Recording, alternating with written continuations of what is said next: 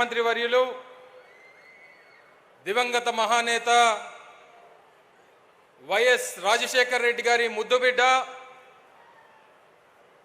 మన ఆంధ్రుల ఆరాధ్య నాయకుడు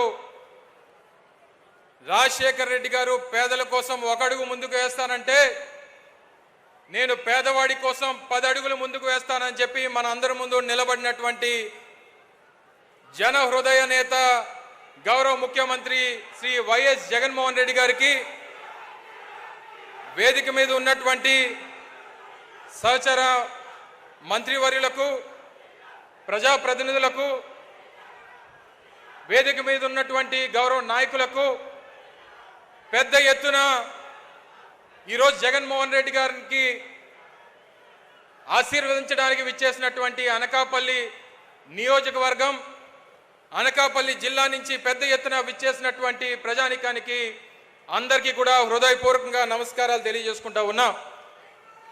ప్రతిష్టాత్మకమైనటువంటి వైఎస్ఆర్ చేయూత కార్యక్రమం 4 విడతల్లో 75,000 రూపాయలు రాష్ట్రంలో ఉన్నటువంటి ఎస్సీ ఎస్టీ బీసీ మైనారిటీలకు 45 సంవత్సరాల నుంచి 60 సంవత్సరాల లోపు ఉన్నటువంటి మహిళలకు చేయూతనిస్తానని చెప్పి ఎన్నికల ముందు ఇచ్చినటువంటి హామీని ఇప్పటికే 3 విడతలు పూర్తి చేసి ఆఖరి విడతగా 18,750 రూపాయలు మన అనకాపల్లి నియోజకవర్గ సాక్షిగా ఈ రాష్ట్రంలో దాదాపు 27 లక్షల మంది మహిళలకు అందిస్తున్నటువంటి కార్యక్రమానికి గౌరవ ముఖ్యమంత్రి గారు విచ్చేశారు.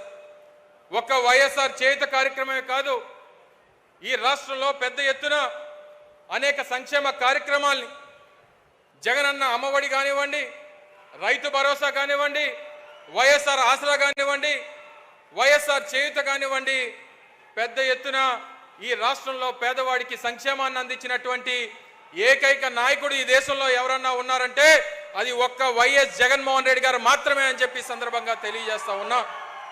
బహుశా నాకు తెలిసి స్వతంత్రం వచ్చిన తర్వాత ఈ 75 సంవత్సరాల స్వతంత్ర భారతదేశంలో ఒక్క రాష్ట్రంలోనే 5 సంవత్సరాల కాలంలో ఒక నాయకుడు పేదవాడి కోసం 2,77,000 కోట్ల రూపాయలు సంక్షేమాన్ని అందించినటువంటి నాయకుడు బహుశా నాకు తెలిసి దేశంలోనే కాదు ప్రపంచంలో కూడా ఎక్కడా ఉండడు. ఒక్క జగన్మోహన్ రెడ్డి గారు తప్పితే అయినటువంటి విషయాన్ని ఈ సందర్భంగా తెలియజేస్తా ఉన్నా. ఈ వేదిక మీద నుంచి ఈ రాష్ట్రంలో ఉన్నటువంటి ప్రతిపక్షాలకి సవాల్ చేస్తా ఉన్నా. 2,77,000 కోట్ల రూపాయలు సంక్షేమాన్ని పేదవాడికి అందించింది జగన్మోహన్ రెడ్డి గారి ప్రభుత్వం. ఏ ఒక్కరన్నా వచ్చి ఇది పలానా పార్టీ వాళ్ళకే ఇచ్చారు, పలానా కులాన్ని వాళ్ళకే ఇచ్చారు, పలానా ప్రాంతాన్ని వాడికే ఇచ్చారు అని చెప్పి ఏ ఒక్కరన్నా వచ్చి చెప్పగలరా? లేదా ఈ 2,77,000 కోట్ల రూపాయల్లో 1 రూపాయి అన్నా అవినీతి జరిగింది అని చెప్పి చెప్పగలరా అని చెప్పి ఈ సభ నుంచి ఈ రాష్ట్రంలో ఉన్నటువంటి ప్రతిపక్షాలకి సవాల్ చేస్తా ఉన్నా అని చెప్పి సందర్భంగా తెలియజేస్తా ఉన్నా. ఎవరు ఏమనుకున్నా ఈరోజు జగన్మోహన్ రెడ్డి గారు అనకాపల్లి విచ్చేశారు.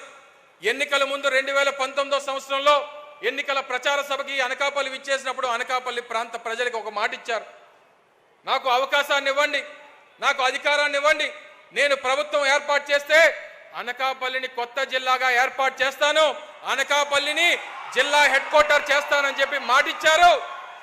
ఇచ్చినటువంటి మాట ప్రకారం ఈరోజు జిల్లా కేంద్రంగా అనకాపల్లి ఉంది. ఇప్పుడే మాట్లాడినటువంటి కలెక్టర్ గారిని చూశారు.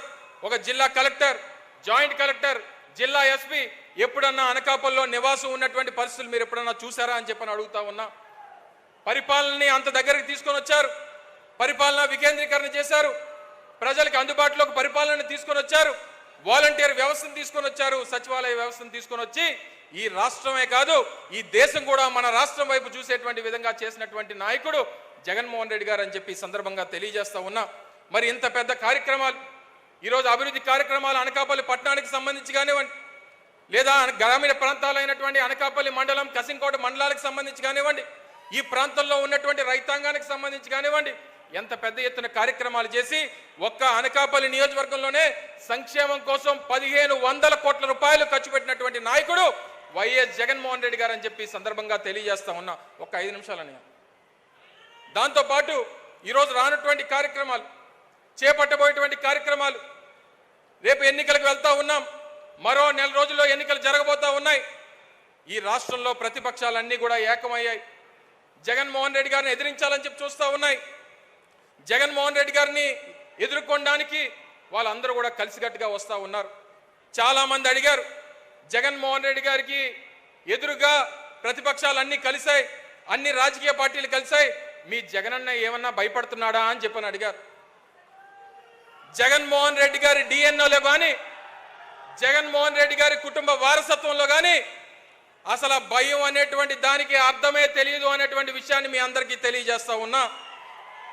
జగన్మోహన్ రెడ్డి గారికి ఎదురుపడాలన్నా, జగన్మోహన్ రెడ్డి గారిని ఎదుర్కోవాలన్నా మళ్ళీ ఎదురుగా జగన్మోహన్ రెడ్డే ఉండాలి తప్ప మరొకరిని చూసి భయపడేటువంటి ప్రసక్తి జగన్మోహన్ రెడ్డి గారికి లేదు అనేటువంటి విషయాన్ని మీ అందరికీ తెలియజేస్తా ఉన్నా. సో తప్పకుండా అందరం నడుం బిగిద్దాం. ఈ రాష్ట్రంలో వైఎస్ఆర్ కాంగ్రెస్ పార్టీ కార్యకర్తలందరూ కూడా కలిసికట్టుగా పోరాటం చేద్దాం. మళ్ళీ జగన్మోహన్ రెడ్డి గారిని రాష్ట్రాన్ని ముఖ్యమంత్రి చేయాల్సినటువంటిది అది ఒక చారిత్రాత్మక అవసరం అనేటువంటి విషయాన్ని మీ అందరికీ తెలియజేస్తా ఉన్నా. చాలా మంది నా సోదరుడు భరత్ని అనకాపల్లి నియోజకవర్గ సమన్వయకర్తగా ప్రకటించిన తర్వాత చాలా మంది అడిగారు అనకాపల్లికి భరత్ని పెట్టారు అన్నా, నీ పరిస్థితి ఏంటి, నువ్వెక్కడి నుంచి పోటీ చేస్తున్నావు, నువ్వెక్కడి నుంచి రేపు పోటీ చేయబోతున్నావు అని చెప్పి చాలా మంది అడిగారు. నేను జగన్మోహన్ రెడ్డి గారికి మాటిస్తా ఉన్నా, జగన్మోహన్ రెడ్డి గారికి ఈ వేదిక మీద నుంచి మాటిస్తా ఉన్నా, నాకు జగన్మోహన్ రెడ్డి గారు ఉమ్మడి విశాఖపట్నం జిల్లాకి డిప్యూటీ రీజనల్ కోఆర్డినేటర్గా నన్ను జగన్మోహన్ రెడ్డి గారు నియమించారు. ఈ వేదిక మీద నుంచి అడుగుతున్నటువంటి ప్రతి ఒక్క ప్రశ్నకి ఈ రాష్ట్రంలో ఉన్నటువంటి అనేక మీడియా ఛానల్స్ కానివ్వండి, లేదా ఈ జిల్లాలో ఉన్నటువంటి వైఎస్ఆర్ కాంగ్రెస్ పార్టీ కార్యకర్తలకు కానీ జగన్మోహన్ రెడ్డి గారు సాక్షిగా తెలియజేస్తా ఉన్నా, నేను రాబోయేటువంటి ఎన్నికల్లో జగన్మోహన్ రెడ్డి గారి విజయం కోసం ఈ ఉమ్మడి విశాఖపట్నంలో జిల్లాలో ఉన్నటువంటి 15 నియోజకవర్గాల కోసం పనిచేస్తా. జగన్మోహన్ రెడ్డి గారిని ముఖ్యమంత్రి చేయడమేనా చారిత్రాత్మక అవసరం, ఆయన బాగుండాలి, ఆయన ముఖ్యమంత్రి కావాలి, దానికోసం అవసరమైతే నేను పోటీ నుంచి తప్పుకుంటానని చెప్పి ఈ సందర్భంగా మీ అందరికీ తెలియజేస్తా ఉన్నా. అందరి తలరాతులు భగవంతుడు రాస్తాడు. నేను అనేక సందర్భాల్లో చెప్పాను, అమర్నాథ్ తలరాత జగన్మోహన్ రెడ్డి గారు రాస్తారని చెప్పి ఈ సందర్భంగా తెలియజేసుకుంటూ మరొకసారి ఇంత పెద్ద ఎత్తున విచ్చేసినటువంటి వైఎస్ఆర్ కాంగ్రెస్ పార్టీ నాయకులకు, అభిమానులకు, ప్రజలకు, మరి ముఖ్యంగా జగన్మోహన్ రెడ్డి గారికి ఆశీర్వదించడానికి విచ్చేసినటువంటి వేలాది మంది మహిళా సోదరీమణులందరికీ కూడా హృదయపూర్వకంగా ధన్యవాదాలు తెలియజేసుకుంటూ, మరి అనకాపల్లి నియోజకవర్గానికి సంబంధించి కొన్ని ప్రధానమైనటువంటి సమస్యలు వారి దృష్టికి తీసుకొని వచ్చి మరి వారు ఇచ్చినటువంటి అనేక కార్యక్రమాలు చేసినటువంటి సందర్భంలో వారికి కృతజ్ఞతలు తెలియజేసుకుంటూ, ఇప్పటికే ప్రతిష్టాత్మకమైనటువంటి రెండో అతిపెద్ద అగ్రికల్చర్ మార్కెట్ కమిటీ అయినటువంటి అనకాపల్లికి సంబంధించి ఒక నూతనంగా ఒక కోల్డ్ స్టోరేజ్ నిర్మాణం కానివ్వండి, లేదా కొన్ని షాపింగ్ కాంప్లెక్స్లు, ఎందుకంటే ప్రధానమైనటువంటి పట్టణంలో ఉన్నటువంటి అనకాపల్లి మార్కెట్ యార్డ్లో షాపింగ్ కాంప్లెక్స్లు, కన్వెన్షన్ సెంటర్ కడితే బాగుంటుందని చెప్పి మార్కెట్ కమిటీ సోదరులు కానివ్వండి, అక్కడ ఉన్నటువంటి కమిటీ సభ్యులు కానివ్వండి, అందరూ కూడా అడిగారు గౌరవ ముఖ్యమంత్రి గారిని.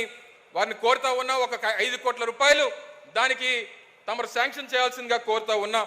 అలాగే పక్కనే ఇప్పుడు కసింకోటలో ఉన్నటువంటి శారదా నది మీద ఉన్నటువంటి బ్రిడ్జ్ ఏదైతే అసంపూర్తిగా ఆగిపోయిందో దానికి ఒక 3 కోట్ల రూపాయలు కావాలని చెప్పి పెద్దలందరూ కూడా కోరడం జరిగింది. మరి గౌరవ ముఖ్యమంత్రి గారిని దాన్ని కూడా శాంక్షన్ చేయాల్సిందిగా మీ ద్వారా కోరుతా ఉన్నాం. అలాగే రేబాక నుంచి కొప్పాక వరకు డబుల్ రోడ్ చేస్తే ఇప్పటికే అనకాపల్లికి సంబంధించినటువంటి కలెక్టరేట్ కానివ్వండి, ఆ ప్రాంతం కానీ అభివృద్ధి చెందడానికి ఉపయోగపడుతుంది. దానికి ఒక 3 కోట్ల రూపాయలు కూడా వెచ్చించాలని చెప్పి కోరుతా ఉన్నా. 2 ప్రధానమైనటువంటి రహదారులు అనకాపల్లికి సంబంధించి ఏదైతే బౌలువాడ నుంచి తుంపాల వరకు వెళ్ళేటువంటి రోడ్డు, అలాగే తుంపాల నుంచి బొజ్జన్నకొండకు వెళ్ళేటువంటి రోడ్డుకి సంబంధించి ఒక 4 కోట్ల రూపాయలు వెచ్చించాలని చెప్పి గౌరవ ముఖ్యమంత్రి గారిని కోరుతా ఉన్నా. అలాగే ఇక్కడే పక్కనే కసింకోటలో జగనన్న కాలనీలు నిర్మాణం చేశాం. 800 ఇళ్లు నిర్మించినటువంటి ఆ కాలనీకి, శారదా నది ఒడ్డున ఉన్నటువంటి ఆ కాలనీకి రీటైనింగ్ వాల్ కూడా ఒక 6 కోట్ల రూపాయలు ఖర్చు అవుతుందని చెప్పి పెద్దలందరూ కూడా కోరడం జరిగింది.